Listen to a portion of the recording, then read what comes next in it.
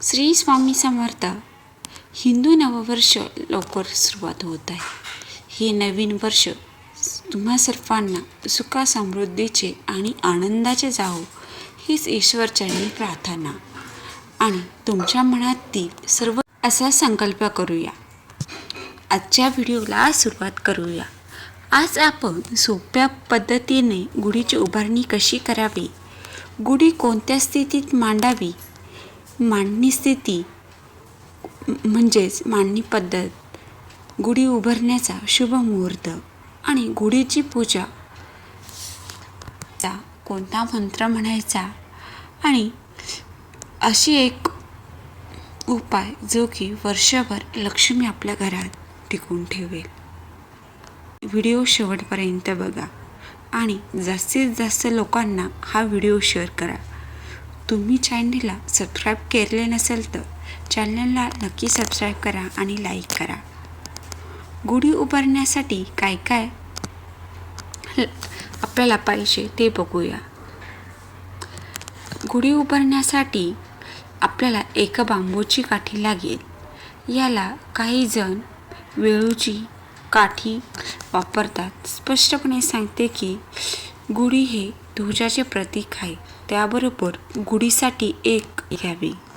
ती साडी पैठणी साडी किंवा रेशमी साडीची, नवीन साडीची निवड करावी.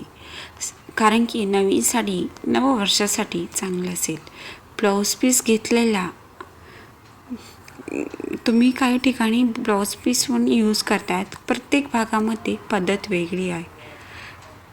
म्हणजेच कोणतं नवकरो वस्त्र आपण यूज करू शकतो. त्यानंतर एक तांब्याचा कलश घ्यायचा आहे. स्वच्छ असा करून कलश घ्यायचा आहे आणि त्यानंतर आरतीसाठी चंदन, अक्षता, हळदी कुंकू, भस्म, 2 निरंजन घ्यायची आहे. त्यानंतर गूळ आणि फुलं आपल्याला लागणार आहे. त्यानंतर गोड शेवयाचा भात आपल्याला नैवेद्यासाठी घ्यायचा आहे. या दिवसात कडुनिंब खूप देखील घ्यायचे आहे. हे एवढं साहित्य आपल्याला गुढीपाडव्याच्या आदल्या दिवशीच आपल्याला आणून ठेवायचं आहे. सर्वप्रथम सकाळी उठून आपल्याला घराची स्वच्छता करायची आहे. गुढीपाडव्याच्या दिवशी संपूर्ण पहाटे लवकर उठून अभंग स्नान करायचं आहे. आपण सुगंधित उटणे देखील या दिवशी स्नान करताना वापरू शकतो. सुगंधित तेल देखील वापरू शकतो. त्यानंतर संपूर्ण घराची स्वच्छता करायची आहे. देवपूजा देखील करायची आहे. दारापुढं सुबक अशी रांगोळी देखील काढायची आहे. ज्या ठिकाणी आपण गुढी उभारणार आहोत तिथली जागा स्वच्छ करायची आहे.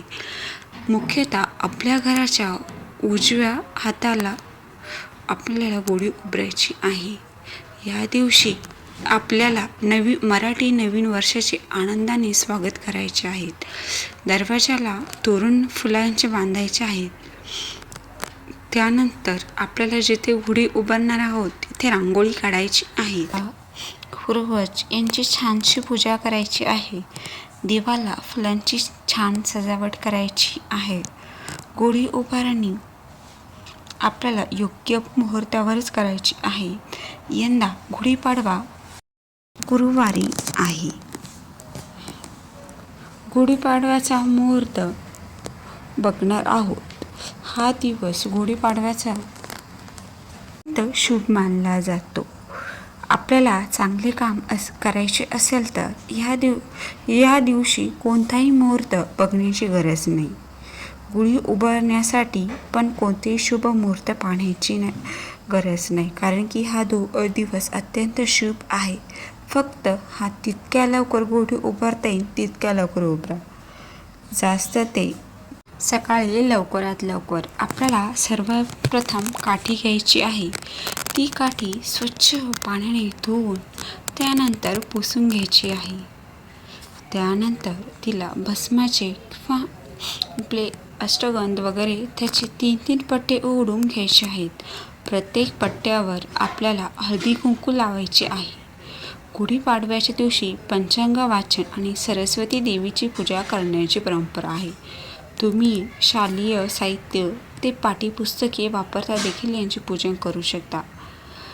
त्यानंतर ही मुख्य प्रवेशद्वाराबाहेर उजव्या हाताला किंवा खिडकीला बाल्कनीमध्ये टेरेसवर काठी आपण गुढी उभारली तरी चालेल.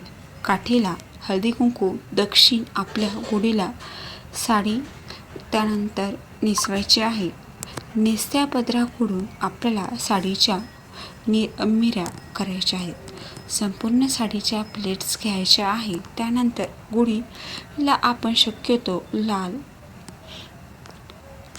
चिंतामणी कलर, पिवळ्या कलरची पैठणी किंवा काठापदराची साडी यूज करू शकता.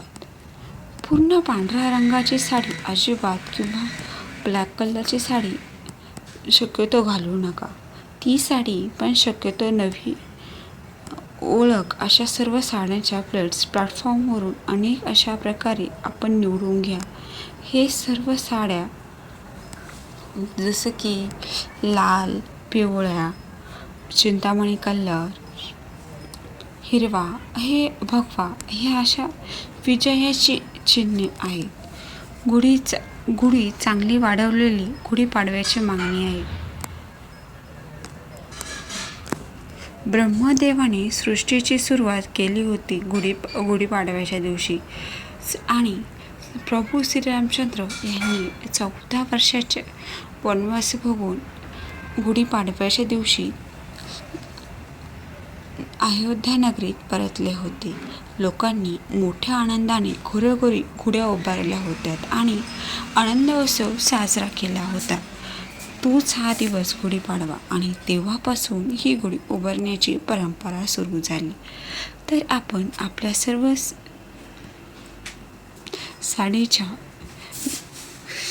मिऱ्या स्वतःच करून घ्यायच्या. त्याचबरोबर आपण जो ब्लाऊज पीस देखील त्यासोबत अटॅच करणार आहोत त्याची सुद्धा छोटीशी घडी करून घ्यायची आहे.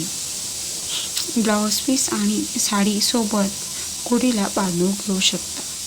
तर बांबूच्या वरच्या टोकाला आपल्याला साडी आणि ब्लाऊज पीस एकत्र करून आपल्याला एका धाग्याच्या साहाय्याने किंवा सुतळीचा वापर आपल्याला शक्यतो टाळायचा आहे. आपल्याला लाल किंवा पिवळ्या धाग्यानेच आपल्याला गुढीला साडी बांधायची आहे. त्यानंतर आपल्याला गुढीला साखरेची गाठी फार वाजते, तिच्या तीव्रता कमी केली जाते असे म्हणतात. हा साखरेचा हार खाल्ला तर उन्हाळा नाही असे म्हणतात. ती पण सर्व व्याख्याता आहे. गुढीला बांधून घ्यायचा आहे साखरेची गाठी हार. त्यानंतर कडुनिंबाचा पाला आपल्याला देखील लावायचा आहे. हा पाला शरीरातील उष्णता कमी करतो. आयुर्वेदात कडुनिंबाला खूप जास्त महत्त्व आहे. कडुनिंब हे एक औषध आहे. कडुनिंबाचे असंख्य फायदे आहे. याचं तुम्हाला शेवटी सांगते. गुढीच्या टोकावर आपल्याला एक तांब्याचा कलश उलटा ठेवायचा आहे. कलशावर ओल्या गंधाने स्वस्तिक शुभचिन्ह काढायचं आहे. हे 5 नाव देखील ओढायचे आहे. तुम्ही ह्या तांब्याचा चंद्राचा उल्लेख करा. कलशाऐवजी तुम्ही साधा स्टीलचा तांब्या किंवा ग्लासचा वापर करू शकता जर का तुमच्याकडे तांब्या नसेल तर. या ठिकाणी आपल्याला गुढी उभारायची आहे, तिथे ठेवायची आहे. तिथे एक स्वच्छ जागा करून घ्या. तिथे तुम्ही चौरंग ठेवा. त्याऐवजी तुम्ही पाट पण ठेवू शकता. तिथे चारही बाजूंनी सुबक अशी रांगोळी काढायची आहे. त्या चौरंगावर लाल वस्त्र टाकायचं आहे. त्यावरती गुढी उभारून ती बांधून घ्यायची आहे. त्या लवकर उभी करता येईल तेवढ्या लवकर करावी, फार विलंब करू नये. गुढीची पूजा करताना सर्वात आधी आपल्याला दिवा प्रज्वलित करायचा आहे. धूप लावायची आहे. हळदी कुंकू अक्षता टाकून आपल्याला गुढीची पूजा करायची आहे. स्वतःला हळदी कुंकू लावायचे महिलांनी. त्यानंतर गुढीला लावायची, हातात अक्षता, गुढीवर व्हायचे फूल, दीप आणि दिव्यांनी ओवाळून नमस्कार करायचा आहे. मग आपल्याला गुढीला नैवेद्य दाखवायचा आहे. यात एका वाटीमध्ये भिजलेली हरभऱ्याची डाळ, त्यानंतर गूळ, कडुलिंबाची पांढरी कोळी म्हणजे अशी फांटी आपल्याला मिक्स हे करून ठेवायचे. या दिवशी गुढीला या नैवेद्याचा खूप मोठा मान आहे. त्यानंतर आपण पुरणपोळी किंवा पुरीचा नैवेद्य करू शकतो. हा आपल्याला नैवेद्य गुढीला ठेवायचा आहे, त्यानंतर घरामध्ये ठेवायचा आहे. त्यानंतर प्रसाद म्हणून सर्वांना द्यायचा आहे. त्यानंतर तुम्ही गुढीचा हा मंत्र म्हणू शकता, ओम ब्रह्मध्वजाय नमः. नंतर आपल्याला तिथे एक नारळ फोडायचा आहे किंवा अर्पण करायचं आहे घरातील ज्येष्ठ लोकांनी. त्यानंतर सूर्यास्तापूर्वी गुढी सन्मानपूर्वक खाली उतरावी. आज आपण सोप्या पद्धतीने गुढीपाडव्याची पूजा कशी करायची ते बघितले आहे. जर का